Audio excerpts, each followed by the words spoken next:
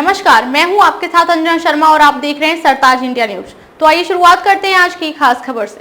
भारत के air strike से पहले पीएम का बड़ा बयान, बोले अब भारत के हक का पानी भारत में ही रहेगा, पहले बाहर जा रहा था। पाकिस्तान के 9 आतंकी ठिकानों पर एयर स्ट्राइक से एक दिन पहले प्रधानमंत्री नरेंद्र मोदी ने मंगलवार को भारत मंडपम में एबीपी न्यूज की समिट में कहा, दशकों तक हमारी नदियों का पानी झगड़े का मुद्दा रहा। हमारी सरकार ने नदियों को जोड़ने का बड़ा फैसला किया है। आजकल मीडिया में पानी को लेकर बहुत बातें चल रही हैं।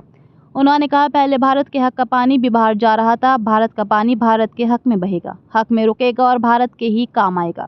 पीएम ने ये बात सिंधु जल समझौते के संदर्भ में कही। दरअसल पहलगाम हमले के बाद भारत और पाकिस्तान के बीच तनाव बना हुआ है। भारत ने सिंधु जल समझौते को खत्म करने के अलावा कई सख्त फैसले लिए हैं। 2014 से पहले हमारे बैंक बर्बाद होने की कगार पर थे।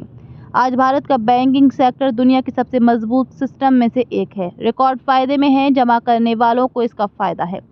हमारी सरकार ने बैंकिंग में रिफॉर्म किए, छोटी बैंक को मर्जर किया। एयर इंडिया डूब रही थी, देश के हजारों करोड़ रुपए डूब रहे थे। हमारी सरकार ने एयर इंडिया को बचाया। हमारे लिए देश सर्वोपरि है। हमारे पूर्व पीएम ने माना था, अगर सरकार 1 रुपया गरीब को भेजती है तो 85 पैसा लुट जाता है।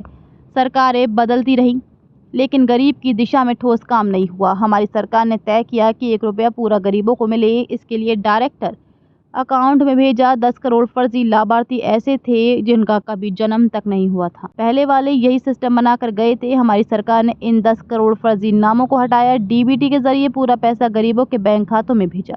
इससे 3.5 लाख करोड़ रुपए से ज्यादा पैसा गलत हाथों में जाने से बचा है। मतलब आपका पैसा बचाया है। पैसा आपका बचा, गाली मोदी ने खाई। 1 रैंक 1 पेंशन का मामला दशकों से लटका हुआ था। तर्क था कि इससे सरकारी खजाने पर बोझ पड़ेगा। हमारी सरकार ने जीवन खपाने वालों के हित को सर्वोपरि रखा। अब तक हमारी सरकार 1.25 लाख करोड़ रुपए से ज्यादा 1 रैंक 1 पेंशन में दे चुकी है। ट्रिपल तलाक के मामले पर बात नहीं की जाती थी। मुस्लिम परिवारों, महिलाओं के हित में ट्रिपल तलाक का कानून बनाया। वक्फ कानून में बदलाव की मांग दशकों से की जा रही थी। इसमें जरूरी बदलाव किए गए। इससे गरीब मुस्लिमों, परमानदा मुस्लिमों को फायदा मिलेगा। India UK free trade agreement final हो चुका है। विश्व की 2 बड़ी ओपन मार्केट इकोनॉमी के बीच दोनों देशों के विकास में नया अध्याय जुड़ेगा। इससे भारत में इकोनॉमिक एक्टिविटी को बूस्ट मिलेगा। कुछ समय पहले हमने यूएई, मॉरिशस के साथ ट्रेड साइन किए। भारत आज रिफॉर्म नहीं कर रहा, बल्कि दुनिया के साथ एक्टिवली एंगेज करके हब बना रहा है। देश का हित सर्वोपरि रखा जाए, ये जरूरी है। देश की सामर्थ्य पर भरोसा किया जाए। लेकिन दशकों से देश में विपरीत धारा बही। इसका देश ने बहुत नुकसान उठाया। पहले कोई भी बड़ा कदम उठाने के पहले ये सोचा जाता था कि दुनिया क्या सोचेगी, वोट मिलेगा या नहीं मिलेगा, कुर्सी मिलेगी या नहीं, वोट बैंक छिटकेगा तो नहीं। अलग अलग स्वार्थ के कारण बड़े फैसले टलते ही जा रहे थे। कोई भी देश ऐसे आगे नहीं बढ़ता है। देश तब आगे बढ़ता है जब एक पॉलिसी हो, नेशन फर्स्ट, राष्ट्र प्रथम। बीते 1 दशक में इसी नीति को लेकर भारत आगे बढ़ रहा है, जो हमने देखा है।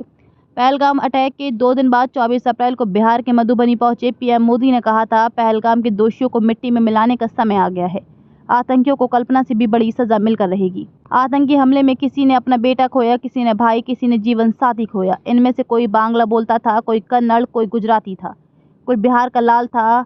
आज सभी की मृत्यु पर कारगिल से कन्याकुमारी तक हमारा आक्रोश एक जैसा है। पहलगाम हमले के 5 दिन बाद 27 अप्रैल को पीएम नरेंद्र मोदी ने रेडियो शो मन की बात के 121वें एपिसोड में कहा था, इस आतंकी हमले के बाद पूरा देश एक स्वर में बोल रहा है।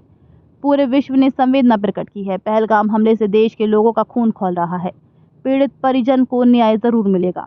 कश्मीर में शांति लौट रही थी। स्कूल कॉलेज अच्छे से चल रहे थे। निर्माण कार्यों में अभूतपूर्व गति आई थी। लोकतंत्र मजबूत हो रहा था। पर्यटकों की संख्या में रिकॉर्ड बढ़ोतरी हो रही थी। लोगों की कमाई बढ़ रही थी। युवाओं के लिए नए अवसर तैयार हो रहे थे। लेकिन जम्मू कश्मीर के दुश्मनों का ये रास नहीं आया।